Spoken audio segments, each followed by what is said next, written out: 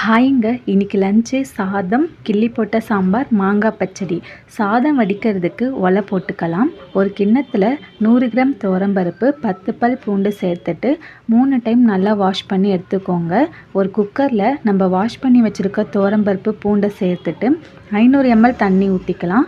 1 teaspoon மஞ்சள்தூள் சேர்த்துட்டு குக்கரை க்ளோஸ் பண்ணி 5 விசில் விட்டு வேக வச்சு எடுத்துக்கலாங்க. ஒலை நல்லா காஞ்சிருச்சுங்க. அரிசி கழுவி வச்சுருக்கேன், அதையும் இப்போ சேர்த்துக்கலாம்.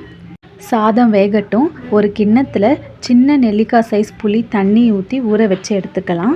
இப்போ 5 விசில் வந்துடுச்சுங்க. குக்கரை ஆஃப் பண்ணி இறக்கி வச்சிடலாம். சாம்பார் தாளிக்கிறதுக்கு பாத்திரம் வச்சுக்கலாம். சாதம் வெந்துடுச்சுங்க. வடி தட்டு போட்டு சாதம் வடிச்சிக்கலாம். தேவையான அளவு எண்ணெய் ஊற்றிக்கலாம். எண்ணெய் நல்லா காஞ்சதும் கொஞ்சமாக கடுகு நல்லா பொரிஞ்சதும் 3 காஞ்ச மிளகாய் கிள்ளி சேர்த்துக்கலாம். கிள்ளி போட்ட சாம்பார்னாலே சின்ன வெங்காயம் தாங்க டேஸ்ட்டே. 10 சின்ன வெங்காயம், 2 பச்சை மிளகாய், 1 கொத்து கருவேப்பிலை இதெல்லாம் சேர்த்து நல்லா வதக்கிக்கலாம். 1/2 டீஸ்பூன் பெருங்காயத்தூள் சேர்த்துக்கலாம். நான் துவரம்பருப்பு வேக வைக்கும் போது பெருங்காயத்தூள் சேர்க்கலைங்க.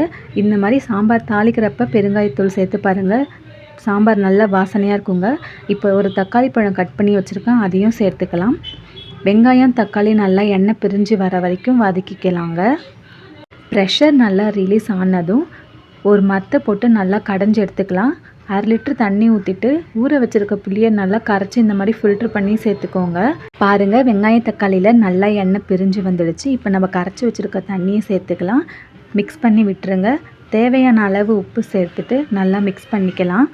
இப்போ நான் மாங்காய் பச்சடி செய்கிறதுக்கு மாங்காவை நல்லா கழுவி எடுத்துருக்கேன். இந்த மாதிரி ஒரு பீலர் எடுத்து தோலை நல்லா சீவி எடுத்துக்கலாம். சாம்பார் 10 நிமிஷத்துலேருந்து 15 நிமிஷம் வரைக்கும் கொதிக்க வச்சு அடுப்பு ஆஃப் பண்ணிக்கலாம். இறக்கும் போது கொஞ்சமாக கருவேப்பிலை, கொத்தமல்லி தழை போட்டு இறக்கிக்கோங்க. அடுப்பு ஆன் பண்ணி ஒரு வாணலில் எண்ணெய் ஊற்றிட்டு கடுகு, சீரகம் போட்டு தாளிச்சிக்கலாம். வெங்காயம், பச்சை மிளகாய், 1 கொத்து கருவேப்பிலை போட்டு நல்லா வதக்கிக்கலாம். 10 பல் பூண்டு தட்டி வச்சுருக்கேன், அதையும் சேர்த்து நல்லா வதக்கிக்கோங்க. 2 சிட்டிகை பெருங்காயத்தூள் போட்டு வெங்காயம் நல்லா வதங்கட்டும். வெங்காயம் வதங்கினதுக்கப்புறம் 1 தக்காளி பழம் கட் பண்ணி வச்சுருக்கேன், அதையும் சேர்த்து நல்லா வதக்கிக்கலாம். தேவையான அளவு உப்பு போட்டுக்கலாம். பாருங்கள், மாங்காயில் நல்லா தோலெல்லாம் சீவி எடுத்துட்டேன். இந்த மாதிரி ஸ்க்ராப்பரில் மாங்காவை நைஸாக சீவி எடுத்துக்கலாம், அப்போ தான் சீக்கிரமாக வேகுங்க.